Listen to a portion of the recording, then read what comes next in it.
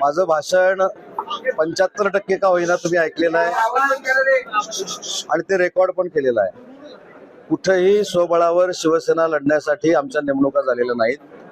संघटनात्मक बांधणी महानगरपालिकेच्या निवडणुकीनंतर जे आम्हाला अपयश आलं त्याच्यातनं पुन्हा एकदा कार्यकर्ते उभारी घेत आहेत, चांगल्या पद्धतीनं काम करतायत. त्याच्यामुळं या 3 लोकसभा मतदारसंघाची जबाबदारी माझ्यावर आहे आणि त्या प्रमुख पदाधिकाऱ्यांना भेटण्यासाठी मी पुण्यामध्ये आलो होतो. आणि इथं फक्त एक बदल आम्ही आज केलाय की शिवसेनेच्या नेत्या निलमताई देखील व्यासपीठावर आहेत, आमचे महानगर प्रमुख आहेत, शहर प्रमुख आहेत, सहसंपर्क प्रमुख आहेत.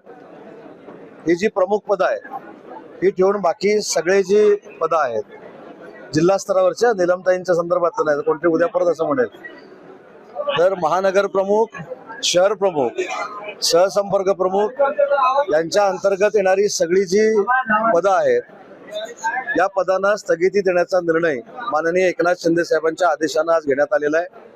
पुढच्या 30 दिवसामध्ये महानगर प्रमुख रवींद्रजी दनगेकर, आमचे ज्येष्ठ आबासाहेब बागुल, नानासाहेब बानगरे, अजय बापू, महिला आघाडीचे सगळे पदाधिकारी, नमेश बाबर, ही सगळी जी टीम आहे ही प्रत्येक प्रभागामध्ये जाऊन वॉर्ड निहाय वॉर्ड प्रमुखापासून ते उपशहरा प्रमुखापर्यंत ताकदीचे कार्यकर्ते कसे असतील यासाठी एक फार मोठा सर्वे करतील, बैठका घेतील.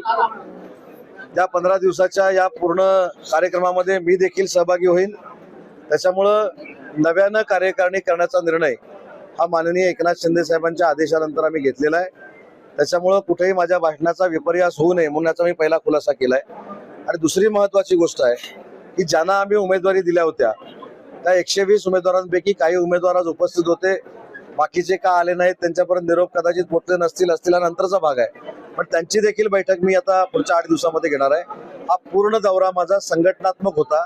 कुठेही लोकसभा स्वबळावर लढण्याच्या संदर्भामध्ये मी काही बोललेलो नाही आणि लढण्याचा स्वबळावर प्रश्नच उद्भवत नाही. अरे थांबा ना,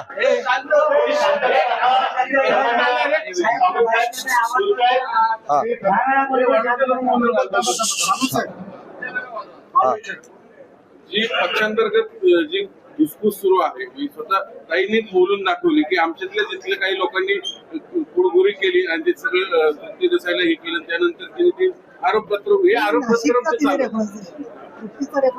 नाही, मला असं वाटतं की निलमताईंच्या बाबतीमध्ये असे उलटे सुलटे आक्षेप घेणं हे फार चुकीचं आहे. त्याच्यावर स्वतः त्यांनी खुलासा केलेला आहे आणि स्वतः खुलासा केल्यामुळं अजून कोण काय म्हणतंय याच्यापेक्षा त्यांनी त्यांची भूमिका स्पष्ट केलेली आहे. दुसरी महत्वाची गोष्ट आहे की राहिला विषय संघटनात्मक गट तटाचा, तर मी भाषणातनं सांगितलं आमच्याकडे एकच गट शिवसेना आणि एकनाथ शिंदे साहेब, दुसरा गट असूच शकत नाही आणि गटबाजी करण्याचा कोणी प्रयत्न पण करू नये.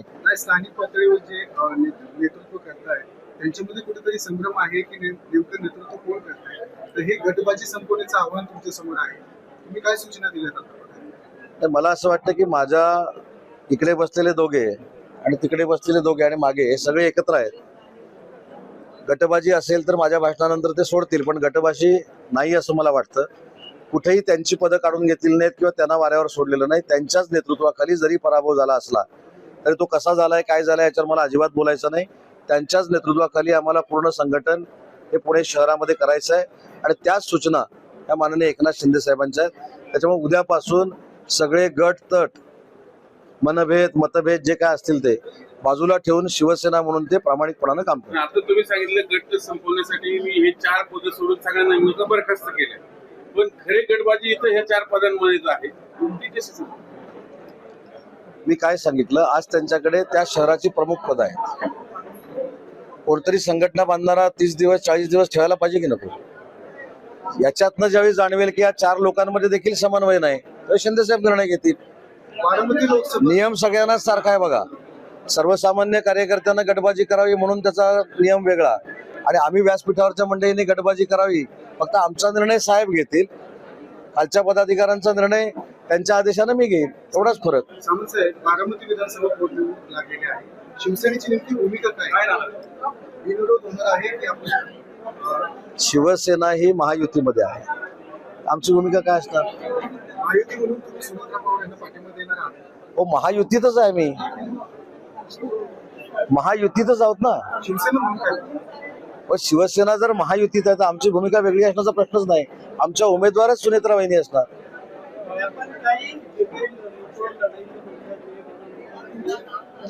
नाही, ही फार दुर्दैवी बाब आहे. ही फार दुर्दैवी बाब आहे. अजितदादांचं आकस्मिक निधन कसं दुर्दैवी पद्धतीनं झालं आपल्या सगळ्यांना देखील माहिती आहे.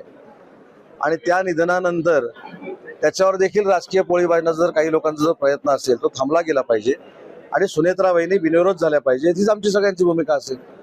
आज अंजली दमनी यांनी प्रेस घेतली आणि सगळ्या नेत्यांचे आणि रेकॉर्डच जाहीर करून टाकले. यात तुम्ही बोलू नका. तर त्या संदर्भात शिंदे साहेबांचे 8 कॉल आलेले आहेत. तुमचे इतर मंत्र्यांचे केसरकर ही सगळी मंडळी आहेत त्यामध्ये.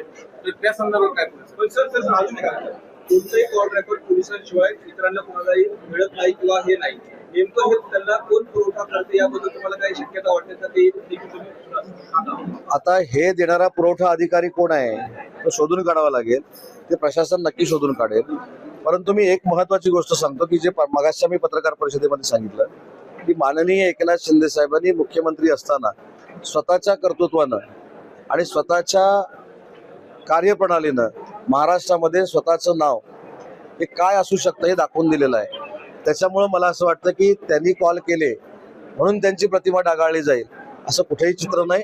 आणि मगाशी तुम्ही जो मुद्दा मांडलात की असा तो कागद मिळतो कसा याची देखील चौकशी झाली पाहिजे. त्याच्यामुळे शिंदे साहेबांचं नेतृत्व हे महाराष्ट्रामध्ये सर्वमान्य आहे, कर्तृत्ववान नेतृत्व आहे. त्याच्यामुळे त्यांनी कॉल केले असं सांगून त्यांचं काही कर्तृत्व कमी होणार नाही. सातत्याने आरोप होत आहे कॅप्टन खरं प्रकरणामध्ये त्यांचं नाव जोडलं जाते, परंतु शिवसेनेकडून आक्रमक असं त्याचं कर्तृत्व दिलं जात नाही.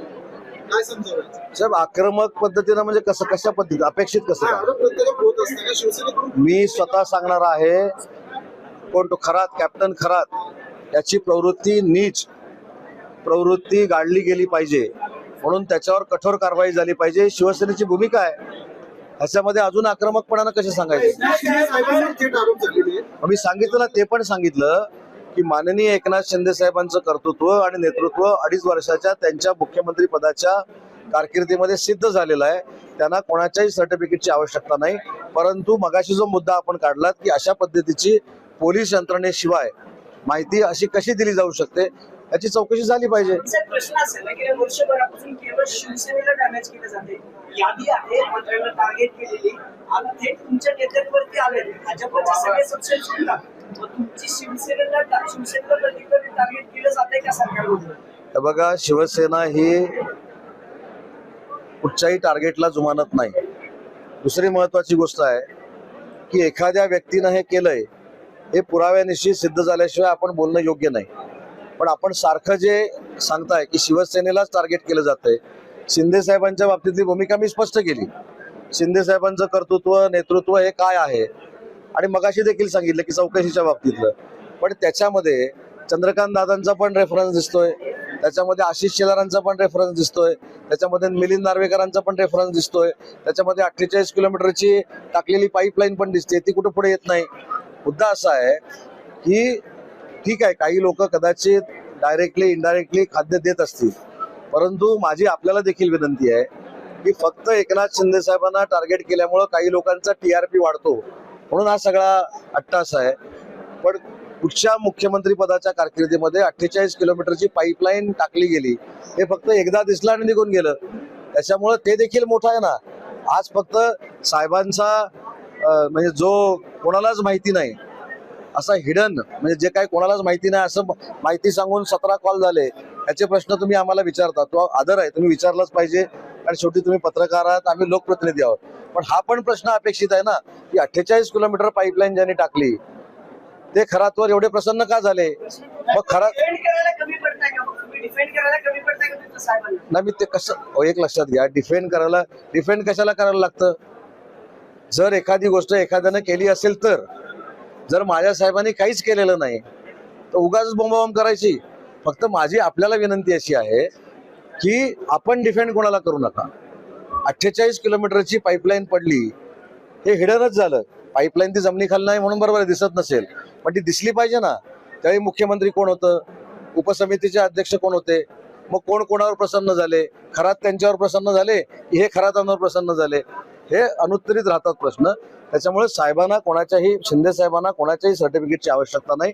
मला असं वाटतं की महायुतीतल्या काही लिडरना बदनाम करण्याचं षडयंत्र आहे. कोण करतंय? कारण सगळं राष्ट्रवादीचे नेते बदनाम होतात, तुमचे होतात, भाजपचं काहीच होत नाही. भाजपकडून होतंय का सगळं? सीडीआर रिपोर्ट हे सगळं तर अंजली दमानेंकडे कुठे येते? म्हणजे सत्ताधारी पक्ष शिंदे साहेब असतील, चंद्रकांत दादा असतील किंवा रुपाली चाकणकर असतील, एवढे जे कॉल जे आले गेले तिच्याकडे म्हणजे त्यांच्याकडे प्रॉपर रेकॉर्ड आहे. मी तेच सांगितलं ना, त्याची चौकशी झाली पाहिजे ना. कसली चौकशी? हे बघा, अंजली ताईंकडे कागद जाणं हा वैयक्तिक त्यांच्याकडे गेलाय म्हणून मी बोलत नाही. हा पुरवठा अधिकारी सरकारमध्ये एक मिनिट ना, हा त्यांच्याकडे गेलाय मी बोलत नाही. हा जरी कागद तुमच्याकडे आला असता तरी मी हेच सांगितलं असतं की हा पुरवठा अधिकारी कोण आहे. सरकारमधलंच आहे. तेच म्हणणं आहे की शोधून काढू ना. सरकार तुमचे, हे तर हे नाही, सरकार तुमचे, मग सर कुणाला आदेश द्यायचे गृहमंत्र्यांना रिक्वेस्ट स्वतः करायची? मुख्यमंत्री म्हणले हो मी शोधून काढलं सगळं प्रकरण, याचा अर्थ काय घ्यायचा? नाही. पुन्हा एकदा सांगतो की सरकारमध्ये एक व्यक्ती एक पद नाही आहे. एक व्यक्तीने खाली अनेक पद आहे. मंत्र्यांवर असे पद्धतीने व्हायला लागले तर नाही, चौकशी करू ना त्याची. मी तेच सांगितलं, चौकशी करून शोधून काढू. असंच आहे. ठरवून भाजपचे ठराविक लोक त्याचे नावं आले तेही त्यांच्या विरोधातले येतं. दादा ही सगळी मंडळी मग ठरवून एकाच बघा, माझं मत काय आहे, एक मिनिट. जिथं जखम झाली तिथं मलम लावायला पाहिजे की नाही. पण तुम्ही ज्यांच्याबद्दल प्रश्न मला विचारताय त्यांच्या पक्षाच्या नेत्यांना विचारा. मला विचारून काय फायदा आहे? एक लक्षात घ्या. तुम्ही कितीही मला प्रश्न विचारले तरी मी तुम्हाला ब्रेकिंग देणार नाही. मुद्दा असा आहे, मी तुम्हाला काय सांगितलं, साहेबांनी मला विचारलं अमुक अमुक एका पक्षाचं हे षडयंत्र आहे का. त्या पक्षाचा मला कशाला प्रश्न विचारताय? म्हणून सांगितलं जिथं जखम झाली तिथं मलम लावा. त्या परत एकदा सांगतो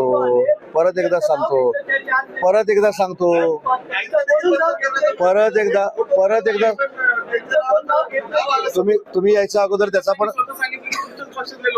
मी काय सांगतो, एक लक्षात घ्या. पहिली गोष्ट, हा काय बालवाडीतला खेळ नाही किंवा शाळेतला खेळ नाही. शाळेमध्ये असं व्हायचं, तू याला सांगितलंस म्हणून मी त्याच्या विरोधात. आता सगळे मॅच्युअर्ड राजकारणी आहेत. त्यांनी काहीतरी सांगितलं, आमच्या पक्षाच्या नेत्याने दिलं म्हणून निलमताई आमच्या पक्षातल्या नेत्यांबद्दल गैरसमज करून घेतील असा जर कोणाचा विचार असेल तर ते आता काही 7वी पास किंवा 6वी पास आम्ही नाही. आम्ही राजकारणात आमच्या पद्धतीनं काम करतो. हे आता ताईंवरच्या प्रश्नाचं उत्तर. आणि दुसरं, मी मगाशी असं सांगितलं की जी यादी गेली असेल, जे कॉल्स गेले असतील त्याची चौकशी व्हावी. मी सांगितलं ना, बरोबर आहे की नाही. आणि त्याच्यावर हे पण सांगितलं बाबा हा पुरवठा अधिकारी कोण आहे हे शासनाने शोधून काढलं पाहिजे. जर यादी तशी गेली असेल तर स्पष्ट सांगितलं. जिल्हा परिषद सातारा जिल्हा परिषद अध्यक्षपदाची निवडणूक झाली, त्यानंतर एकनाथ शिंदे नाराज आहेत अशा पद्धतीच्या माहिती बातम्या समोर आल्या.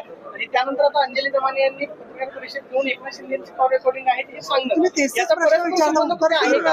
स्पेशल टॅक्टिक केलं जातं का एकनाथ शिंदेवर? महानगरपालिकेचा प्रश्न, काल एका दिवसात 2 तास पाऊस झाला, शहराची परिस्थिती एवढी वाईट झाली. इतर वेळेस धनगेकर साहेब एवढं बोलतात, आता बोलत नाही. तुम्ही काय सांगितलं का त्यांना? तुम्हाला असं वाटतं का की धनगेकर साहेब सांगून कोणाचं ऐकतात? त्यात तुमचा अनुभव सांगा.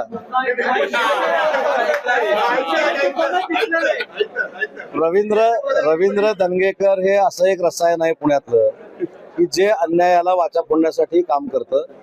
आज आमची शिवसेनेची बैठक ऐका ना, ते किती 24 तासामध्ये पाऊस पडला, मिलीमीटर सेंटीमीटर त्याचा अभ्यास करतायत. अभ्यास झाल्यानंतर उद्या आवाज उठवतील ते.